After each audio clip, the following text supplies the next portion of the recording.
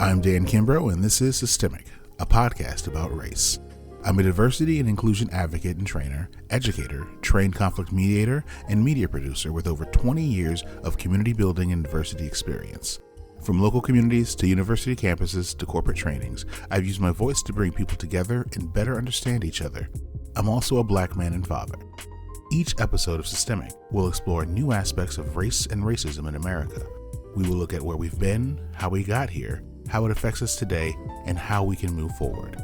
The aim is to educate and explain the intertwining of race as a systemic part of American history and culture. We hope that each episode enlightens and drives you to help work towards an anti-racist future.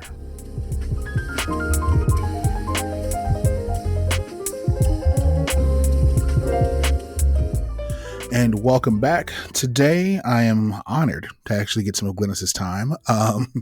We have with us as a guest Glynis Johns, who is the founder and CEO of the Black Scranton Project, which we'll get into what that is and why that is important. But today's conversation really is going to be looking at the idea of Black history and how do we reframe it. And you know what? I'm going to let Glynis explain Black Scranton when we get to it. But a little bit about Glynis. Glynis graduated from Scranton High School in 2011, correct? Yes. And your goal was to get as far away from Scranton, Pennsylvania as humanly possible, which is New York for anyone on the East Coast. You go to school in New York, you get your undergraduate degree, you start working on a master's, start looking at a PhD, and you start looking at Black history and start thinking back onto Scranton, where you've been told numerous times, well, Black people aren't really from Scranton. Like if you're Black in Scranton, your family must have moved here. You're not from here. This isn't really where you're from. And through your own research, you start to figure out Black people are from Scranton. And so talk a little bit about, before we get into Black Scranton Project, what were you told that made you really believe that Black people weren't from Scranton? Right. A combination of being told and from lived experience. Mm-hmm. Like, first of all, it's a predominantly white city. So even in classrooms, yes, there might be 2 or 3 kids sprinkled amongst your classes. However, it always felt very white, to the point where even during Black History Month or MLK Day, teachers were able to use the past as, hey, like, we don't know that much about Black History Month, so we're not going to do any presentations. That's not my expertise. Wow. Yeah, that's happened. And just like, I feel like it's part of the environment to feel like, oh, Scranton is kind of crappy and there's nothing really here. And then being a person of color, growing up, watching television, seeing BET, having it or not, because it doesn't come with your basic cable package, Right, So right. I lived for the times when I got to go to Philly, New York, or Baltimore to visit cousins, so I can sit in front of their TV set all day and watch 106 in Park and all that stuff. So it was very evident growing up here that there wasn't an opportunity to experience Black culture here, and that it wasn't generally accepted as the mainstream culture. So growing up, I already internalized that this is a white city that celebrates Irish and Italian culture first and foremost, and everything else sits in the background of that. And most people, regardless of your race too, as a teenager in high school, a lot of us would daydream amongst each other like, yeah, we can't wait to leave this city. We hate it. It's boring. There's nothing here. There's nothing exciting. And I think that is like a similar experience for young people, but especially Black people. And not having any Black teachers until I went to college was a game changer. My first Black professor, rest in peace, Dr. Roderick Bush, he's the one who was basically like, yeah, you'd fit right into the sociology department. And I'm very familiar with Scranton. The Greyhound goes through there, and I'm like, yeah, it does. Yeah, what you know? So I was like, all right.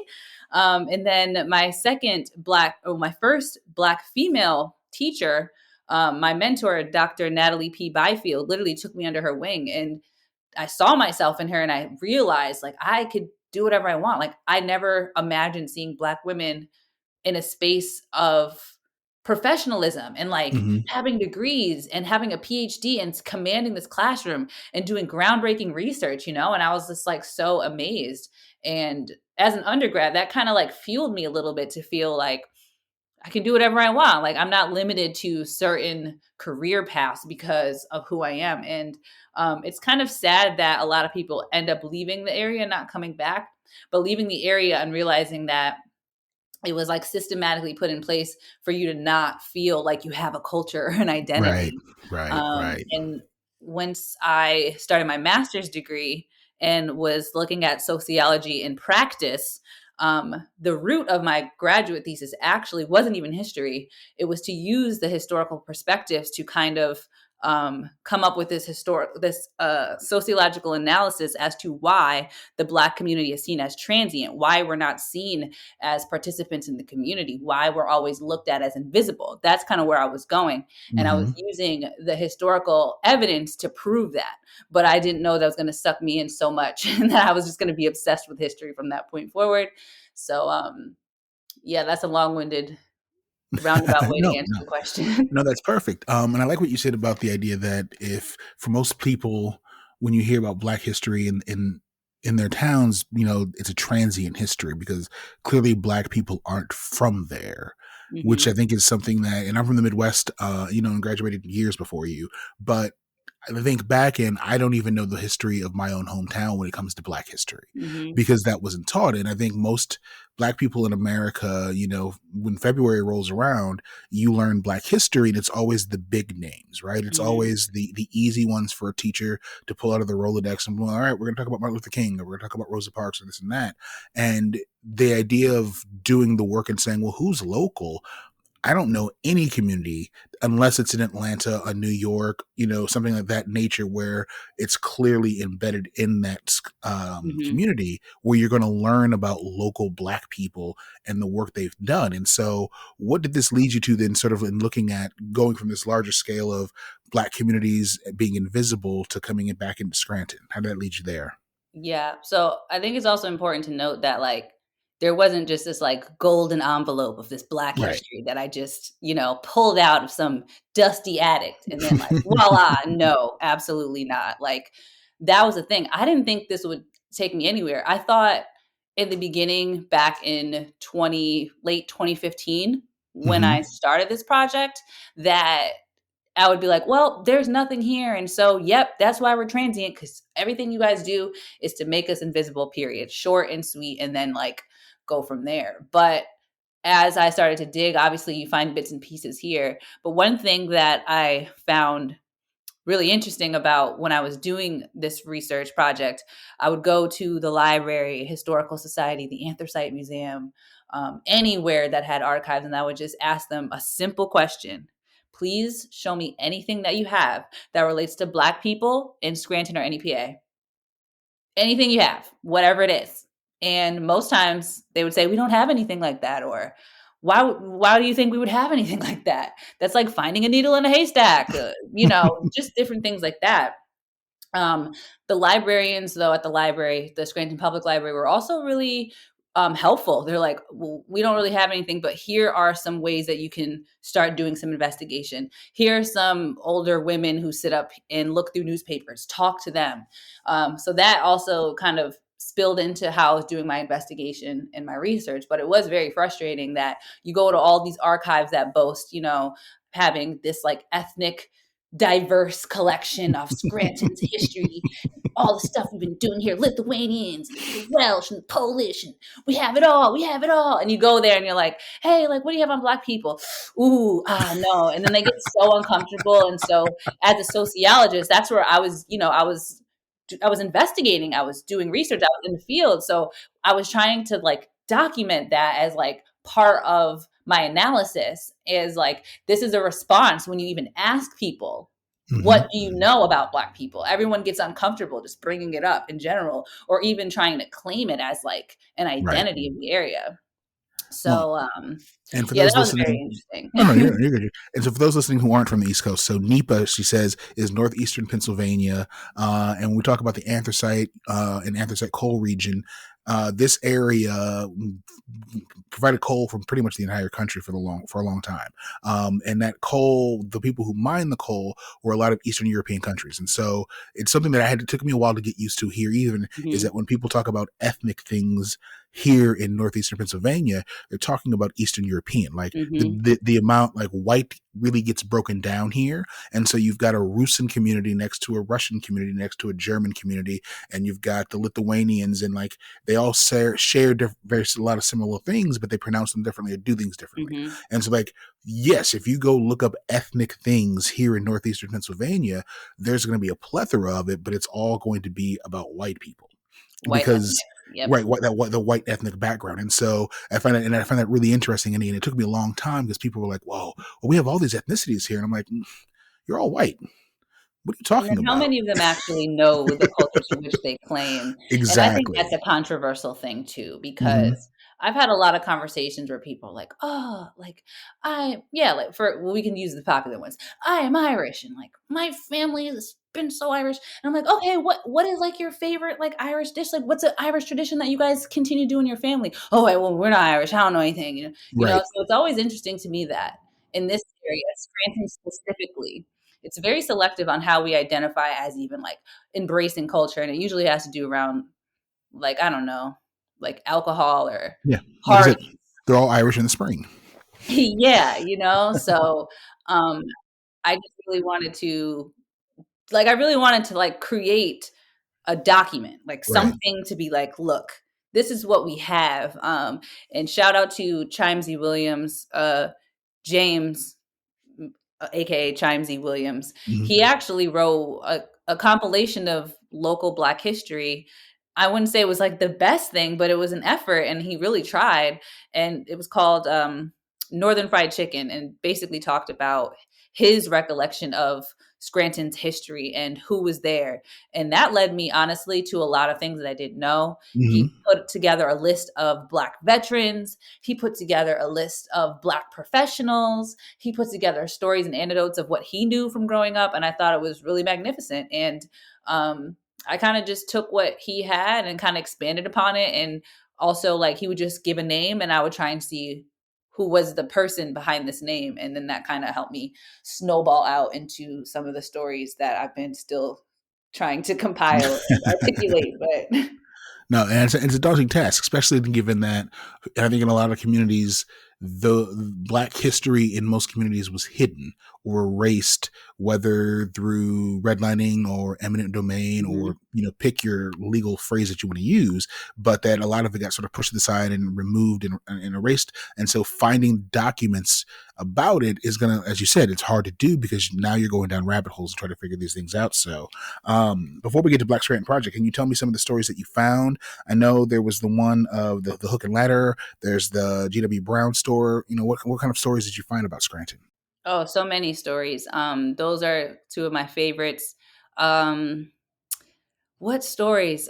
Recently I've been talking about a different story, because what I try to do every year is like pull one other story out and like Mm-hmm. continue to tell it so that Okay. way people can Okay. think about some new ones. One story that I was a new year, so actually I guess I haven't started any new stories yet. But one story that I've been pulling back out because I think it's really relevant when we talk about inclusion in neighborhoods and communities and like what that look like, and when Mm-hmm. we talk about diverse communities and how we celebrate them.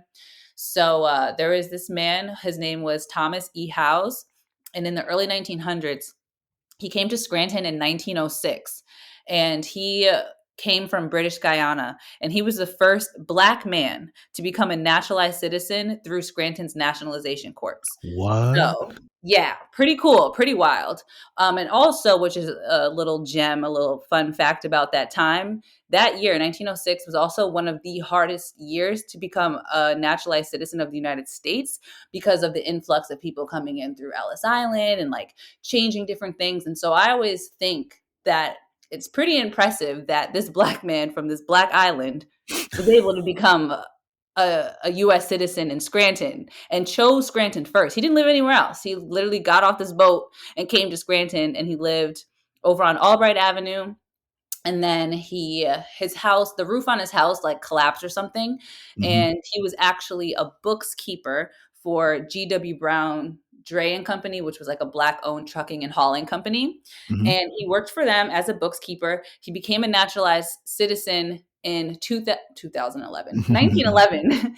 And a few months after that, that was early spring, March I believe he became a naturalized citizen. And then by the summertime, he was like, okay, I'm going to buy a house and, do my thing. I'm a United States citizen. I have a well-paying job. My house just got messed up. I'm going to buy a house in the hill section of Scranton, which is considered the east side of the city of Scranton. So he buys a home on Prescott Avenue, and no problem. The buyer, the seller, sold it to him, no problem. Knew that he had a really well-paying job, respected amongst the Black community and other people, and yada yada yada. He got the property. He moved to the 900 block of Prescott Avenue, and the second he got there, he was the first Black resident on the block. And as soon as he got up there, the residents were like, "Absolutely not! We don't want this Negro to live amongst us. He's going to bring down our property values, and it's going to be violent." And the newspapers was talking about how the white residents wanted to put a fence around his property, paint it Black on one side, white on the other side, and throw bottles through his windows and all this stuff. So after this uproar, it was in the newspapers like every day. It was like a hot topic. So the neighbors of Prescott Avenue got together at what is present day Prescott Elementary School. They gathered there. They asked Thomas E. Howes to come and sit down there. He comes to the meeting, and they were basically like, "We will give you $1,300 to get out of the neighborhood." And in the headline in the Scranton Times, it said $1,300 to get Negro out. And I was like, whoa. And I found that headline right when Get Out was coming out. So I was like, wait, what? What is this? So it was so intriguing. I'm like, what do you mean? Like, get out from where? And I read that they were trying to pay him to get out of the neighborhood.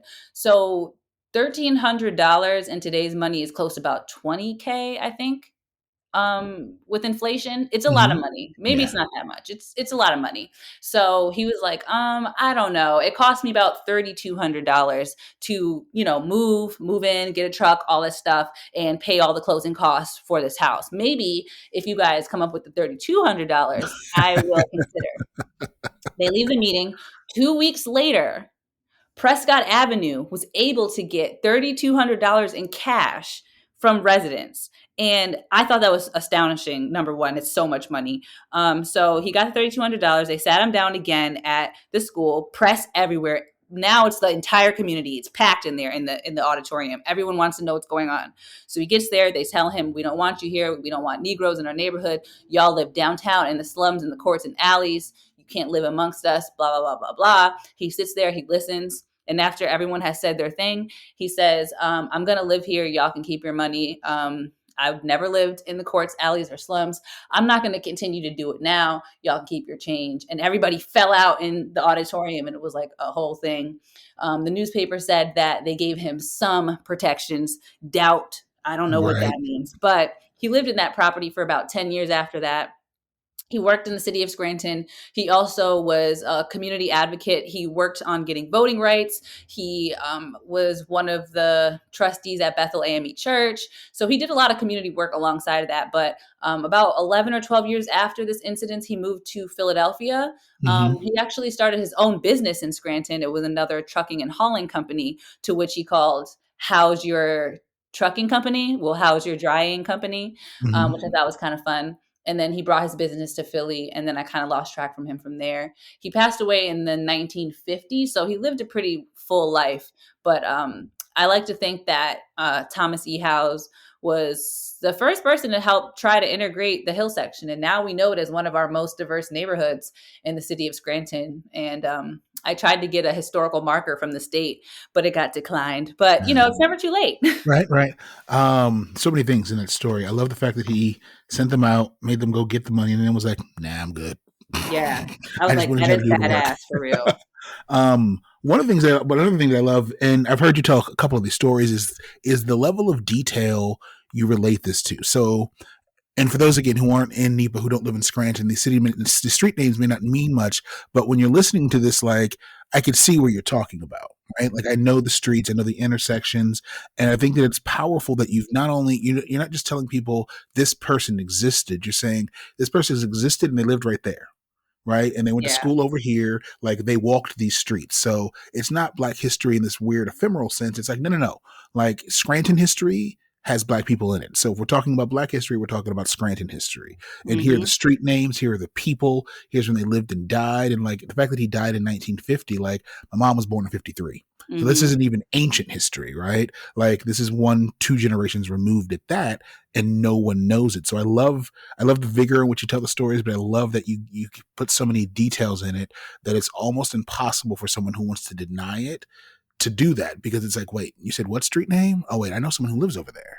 Like Yeah. you're detailing neighborhoods, and I've seen you know out before saying, no, this building here was owned by this Black person, you know, Yep. like this here was owned. And so I think it's amazing that that's that level of detail, because again, we hear it with Black history on a larger sense, on a national scale, right? Like you hear about different churches where King spoke, and every school claims to have the last place that King gave a speech at some point in time, and this and that.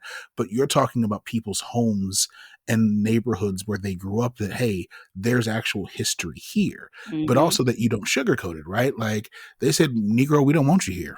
Right. And they raised that much money. I brought up the inflation calculator so I can Mm-hmm. give you what it is in 2022. Yeah. So $3,200 today is a little more than $93,000. Wow. In Yeah. cash. Cash in 2 weeks. That means Wow. people put up a lot, and that's like a neighborhood. I'm not talking about all of the white people in Scranton. Right. Like, I'm donating to this cause. No, Prescott Avenue, they did that. And also, I think that's also a reflection of the wealth that was over there at that time, Right. because they didn't even believe that Black people were even able to be in that tax bracket to afford to live over there. That's So crazy. Yeah, can you imagine just a door to door campaign that's not, you know, Penn State's telethon, raising $90,000 in 2 weeks just to get someone to leave? just local press, just Scranton press, you know? That's crazy. That's crazy. Yeah. And so then, so moving from there, so you have all these stories and you're learning all these things, and you decide on creating a project called the Black Scranton Project. What is this? Yeah. So it started out as But You're Black, the overlooked history of the Black community Hmm. of Scranton, PA. That was the title of my graduate thesis. And I really liked But You're Black, but I knew a lot of people wouldn't say that. And it's like a question and a statement. So I knew it wouldn't really go that far. Like I felt like it was a nice, compelling title for a thesis, but I didn't know about a community project. So I was playing around. In 2017 when I moved back here, I was like, what can I call this? Like, what can I call this so that way people understand what I'm talking about and I can, you know, start saying the history without explaining the name. So I figured Black Scranton Project would be good because I felt like Black Scranton is an identity, a culture, an experience, and a community altogether. I felt like it said what it needed to say in those 3 words. So that's how I chose Black Scranton Project. And I can remember specifically being like, all right, I'm going to I was so poor. I couldn't even pay my phone bill. But I was like, I'm going to just use my last $100 and buy all these stickers and make all these buttons. And I'm going to go to like the arts festival downtown. I didn't have a vendor's license. I just claimed one of the benches and sat all my stuff down there That's how you and do it. just sat there and told whoever wanted to come up to the table and was like, you can have a sticker or button for $1. People are giving me $5, $10, whatever. And I was like, wow, like people really care. And so that's kind of how it jumped off with the name and how I went from there. And I created a Facebook page and an Instagram page as like a visual archive of sorts so I can start documenting and sharing these stories. So that's kind of how I came up with the name Black Scranton Project. And it didn't still go over easy. A lot of people don't like the name, but that's their problem, not Right. our problem. And Well, they don't believe Black people are in Scranton, so your right, project can't and they think exist, that right? it's racist or, you know, we can't call it white Scranton. I'm just like, but Scranton is white. So we Well, don't even need to yeah, address it as the white such. is silent in Scranton. Right, it is. So then, what is Black Scranton Project? So I know what it is. I'm not going to say anything. So you tell me, what is Black Scranton Project? So what have you done? How has it evolved from But You're Black to what it is today? So, Black Scranton Project is a local heritage initiative, and we are dedicated to archiving, celebrating, and sharing the local Black history of the Scranton area. So, and I'm trying to extend it beyond the boundaries of Scranton, PA, because there's a lot of really interesting history across northeastern Pennsylvania. So, that's basically our our mission statement. But alongside of the archival work, we do a lot to spotlight local Black businesses and entrepreneurs and artists and students, and just shed light on the community and what we're doing here. And I think that kind of has been what brought a lot of attention to it, because Mm-hmm. no one has really thought about what our community is doing. And I really felt like my first big project that I did was creating the Black Business Directory, because Mm-hmm. I was like, I like to patron Black businesses as much as possible. I know there's a few here. And anytime I visit a city, that's my first Google search. Right. Where are the Black owned restaurants?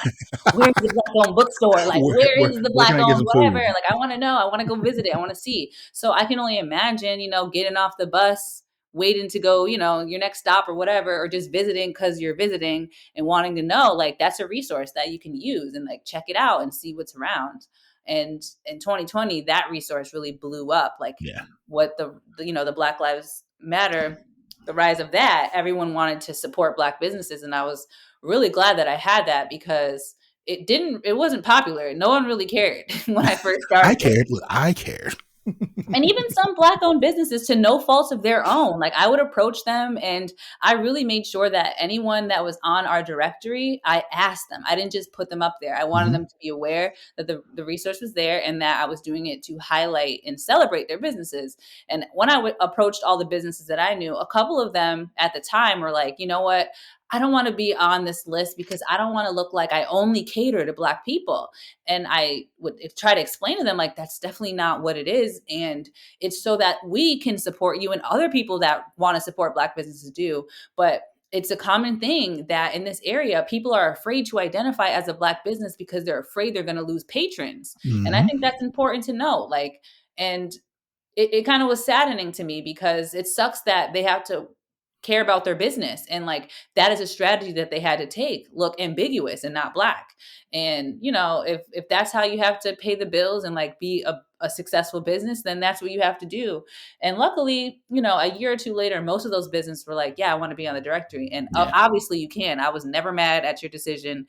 You have to do what you have to do. But it was a surprising thing to note that, like, they had to say to me, as another Black person who wanted to like get you some more free exposure, to be like, I don't know if that will respond well, for what I'm trying to do over here. So, Well, and I think that's one of the things that speaks to running a business as a person of color, regardless of what that color is, and how do you choose to identify? Because there are a lot of people who will use your business and buy your products, and they don't want to think of you as an individual, right? They don't want to see mhm, you as the Black business owner or Hispanic business owner.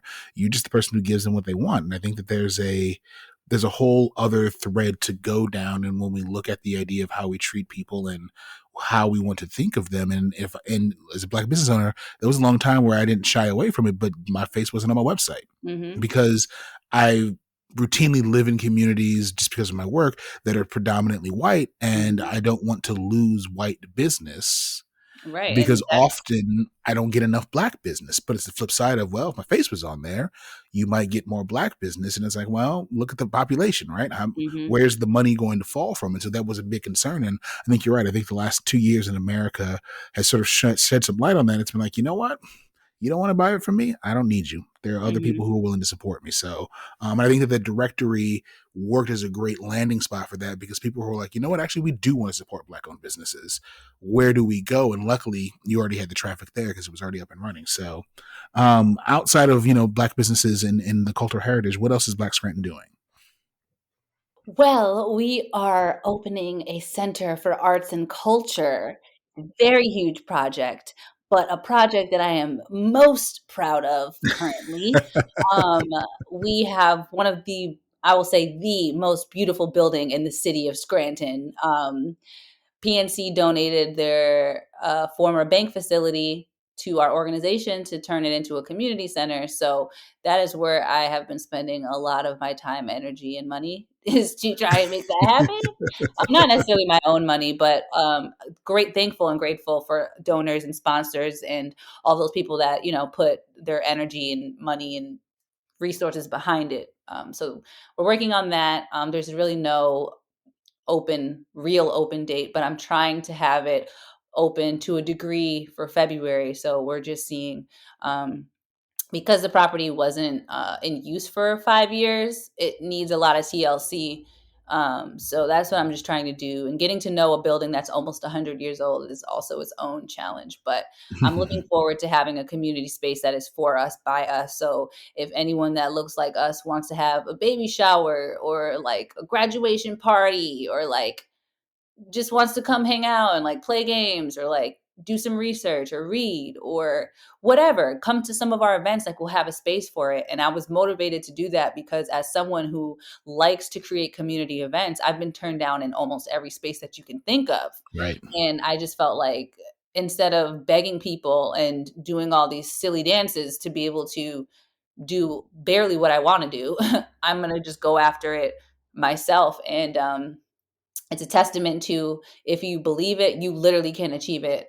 Because no one thought that PNC was going to donate this building to this young Black woman who has this new nonprofit and this crazy idea. No one, no one. My attorney, nobody. They're like, well, you can try. And I was like, I'm gonna try. So I spent 2 weeks, no sleep, writing this beautiful proposal, printed it out, gave it to them. I mailed it to them, and I set up a meeting with my attorney, and they talked. They're like, we'll get back to you. And they basically like, we'll just communicate with your attorney from this point forward. Several months later, they're like, we'll consider the donation. Several months after that, they're like, we're going to donate it to you. So it was kind of like a mysterious sort of exchange donation, but it happened. And shout out to PNC and the regional directors who believed in the project, and actually is a financial institution that actually wants to try to make change and give a hand up, not necessarily a hand out. And so I Right. really appreciate PNC for all their support and believing in myself and my organization. So And I don't want to gloss over the fact that they donated this building. they Like, donated it. you Yeah. have a 3-story bank, like old 3 story, school limestone, like 1926. bank. And like, I don't want people to realize that this isn't a small building, one of these newer little banks with like, this is a humongous building, vault and Over all. And 8,000 it's square feet of just stone, marble, and steel.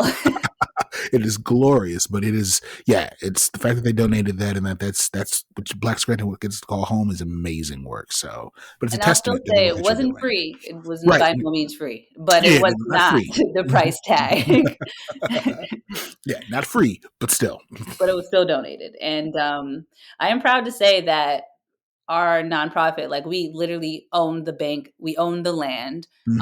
and it is tax free for us because we are a nonprofit and we plan to do great things over there. So that was also not an easy thing, because if you know anything about Scranton and taxes and property, they don't want to take any properties off of the property tax rolls. But they were, the county, I had several meetings and, persuaded them, and they all thought it was a great idea. So, like I said, if you have a goal, a dream, an idea, first of all, if you can envision yourself being there, it could happen. And if you put in the work and you really, really put the work in and you really block out all of the naysayers, I truly, genuinely believe you can have whatever you want in this world. And just off of last year, I feel like I could literally do whatever I want to do now. Um, because of that. And I tell everybody that I'm like, you could do it. Like, if you want me to be your cheerleader, I will make sure that you get up at 5 a.m. If you really want this shit, I will make sure to do it. That's awesome. And so, in thinking about Black history, why is the work you're doing so important? Why is, and literally for most of the country, most listeners outside of the office, Scranton is a blip on the map, right? But why is this so important that you said to your local community, we've been here, and Yeah. I'm going to show it to you. I'm going to put it in front of you and make you understand that we have been here and we're a part of this community. Why is that important?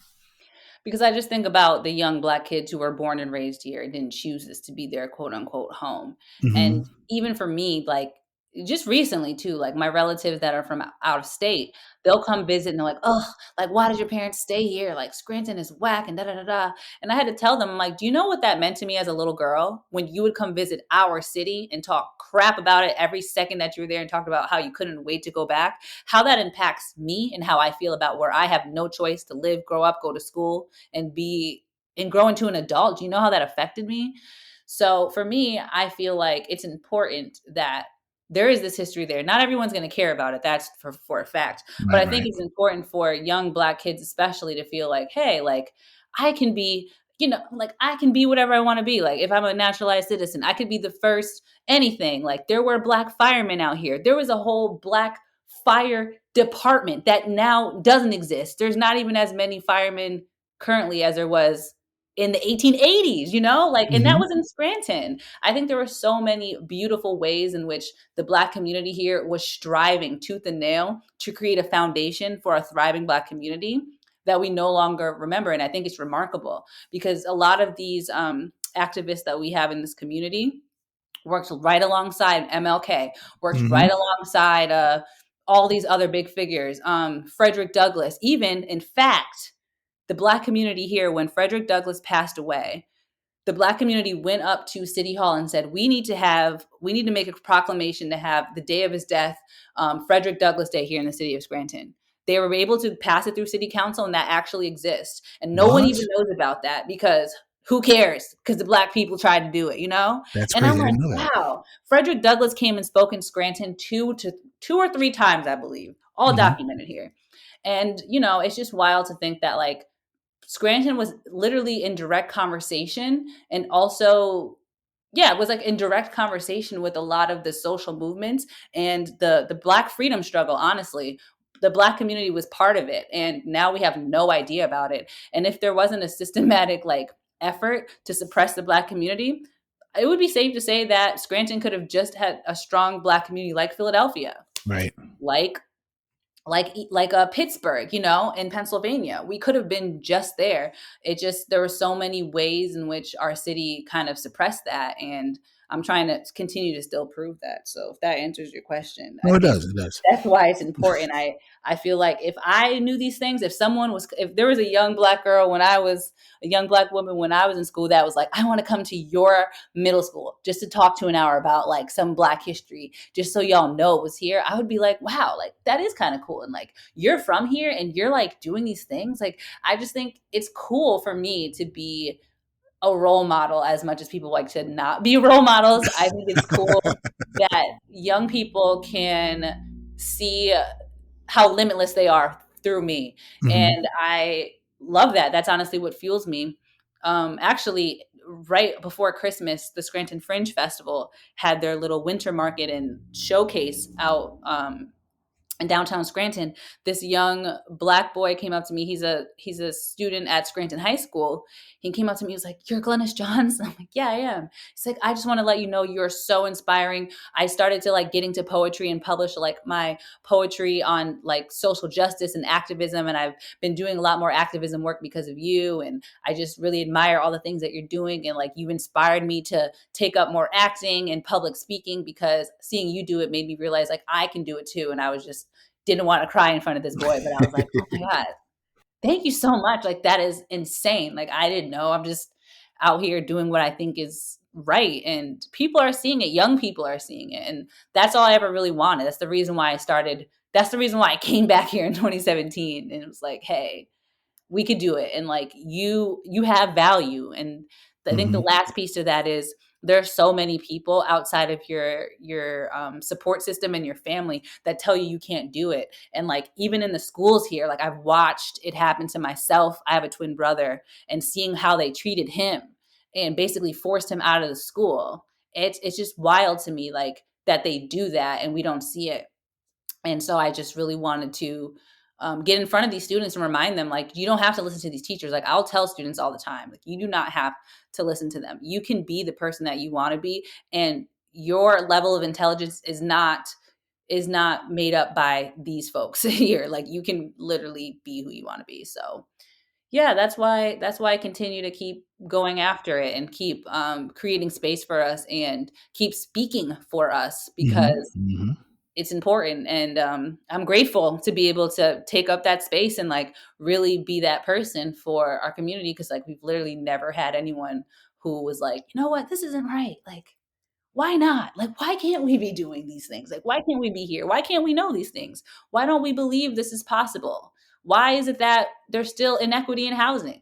Why is it that students are still performing way below the national average, and especially our Black and brown students. Why? Like, we have to start asking these questions for it to get better.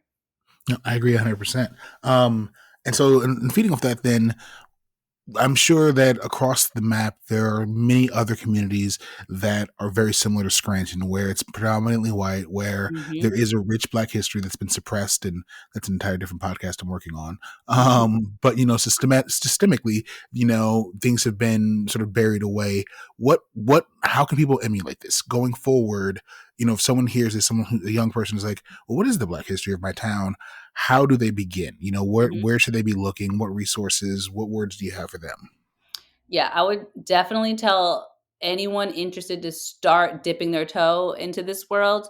Um, get a subscription for newspapers.com Mm-hmm. and then start doing some general searches in any era in the newspaper database. You'd be surprised. That's been like my best resource, honestly. And I think shout out to technology, because I also have the experience of getting that microfilm, sitting in the library for hours and reading hundreds and hundreds of pages to find one valuable sentence. So with, the advancement of technology, you can type in keywords, you can type in like, I don't know. And it depends on the era. So there'll be different words that work. So if you type in like Negro, Towanda, Pennsylvania, and see what comes up in the 1880s, 1890s, because that was a terminology that the newspapers used to describe people of color, Black people specifically, and read what it says. And everything's not going to come jump off the page for you. You're going to have to do a little bit of reading. But I think it's really interesting to type in names, to type in locations, to type in businesses and addresses, and even different times or special events from different eras. A lot of newspapers, millions of papers are now digitized on that platform. So I always tell people to check it out there.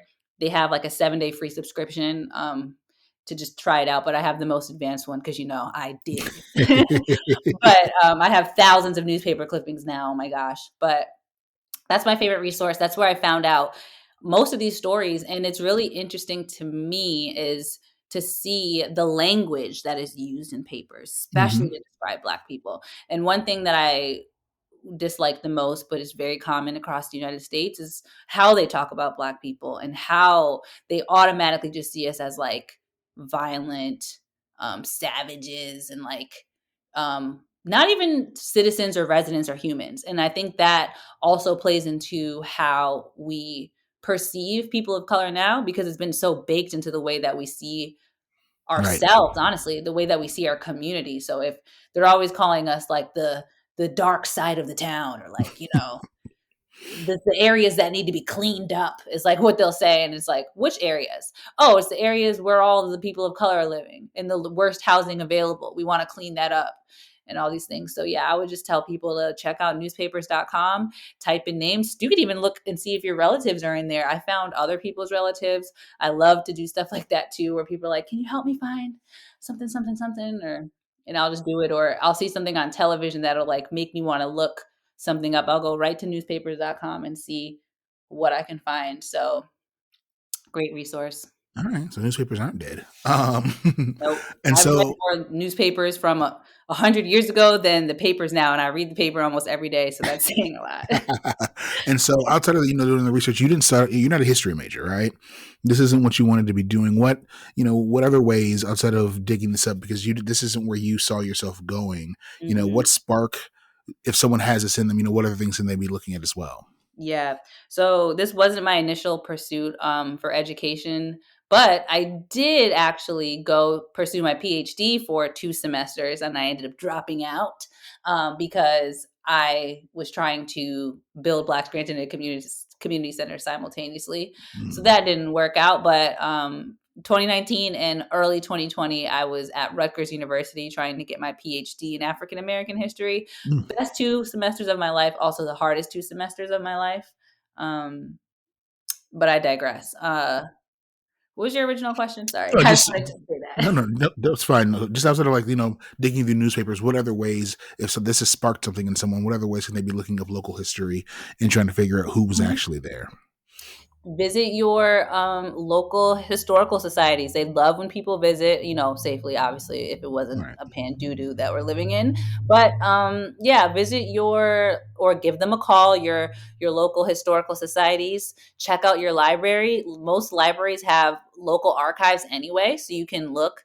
I love looking at school yearbooks. Those are also good places to see, especially if you live in a predominantly white neighborhood or community or city. That's a good place to kind of get an idea of like at least what class sizes look like, or at least what like really how many Black students were in per classes.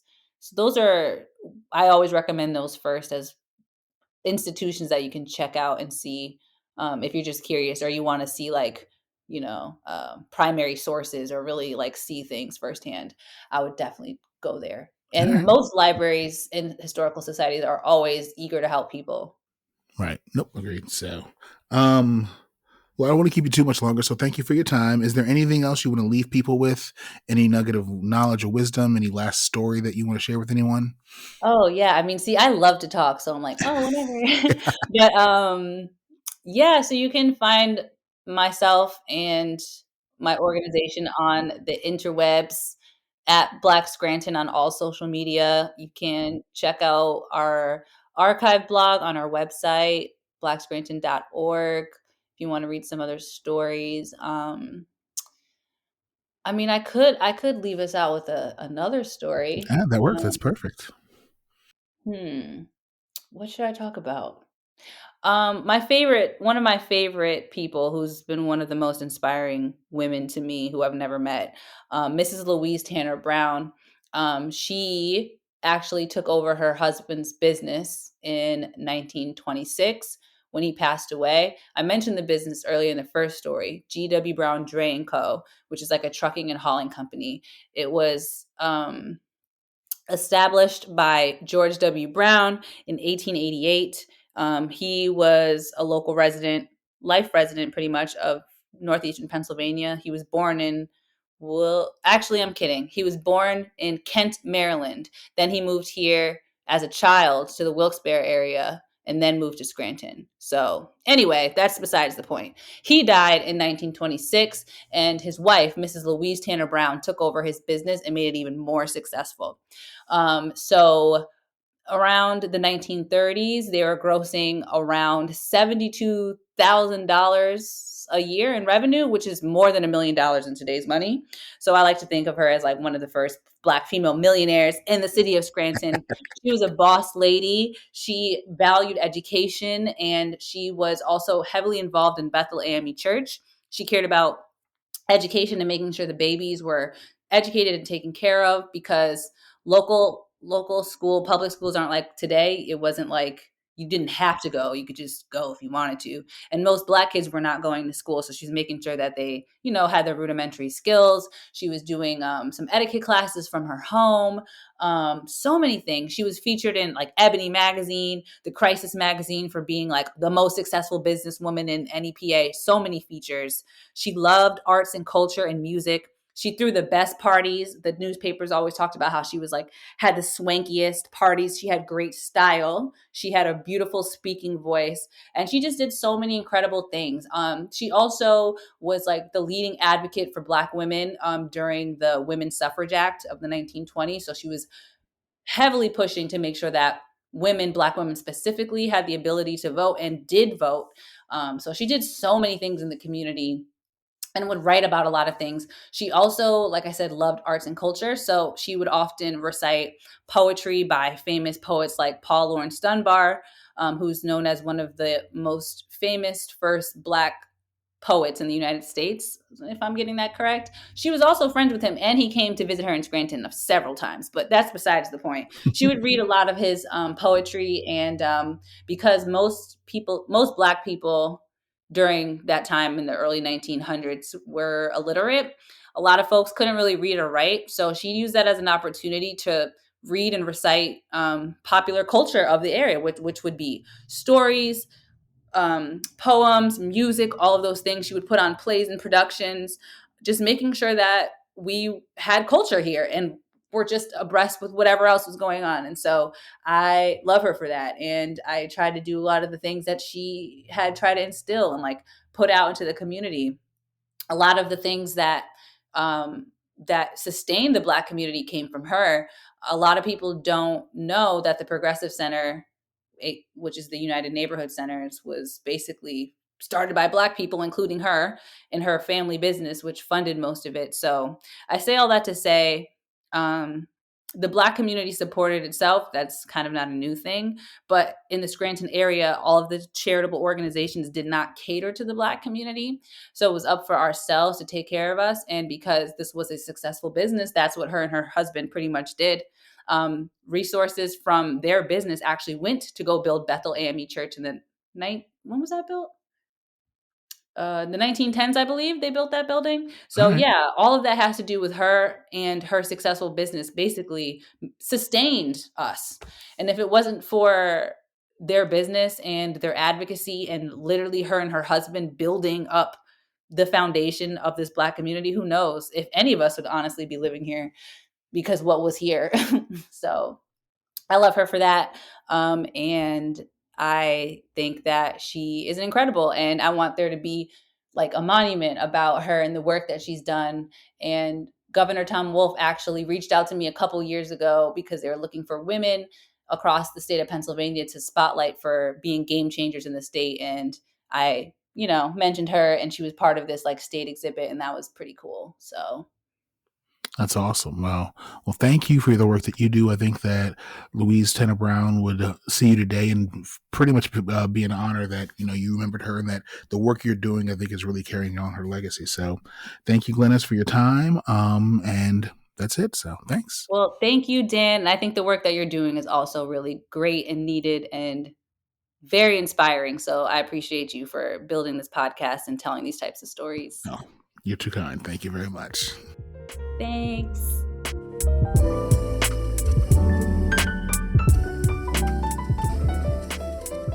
Thank you for listening to Systemic. This podcast aims to create a community of change and can only do so through your support. Please make sure you subscribe and follow wherever you listen to podcasts. And if you would, head over to Apple Podcasts to rate and leave a review. The more you share and review Systemic, the more our community of change can grow. Another way you can help is supporting Systemic on Patreon. Your contributions will allow the podcast to expand and give you the opportunity to support Systemic offline. Thank you again for listening and your support. Systemic is a production and passion of Park Multimedia. And remember, to solve any problem, you must first acknowledge it exists.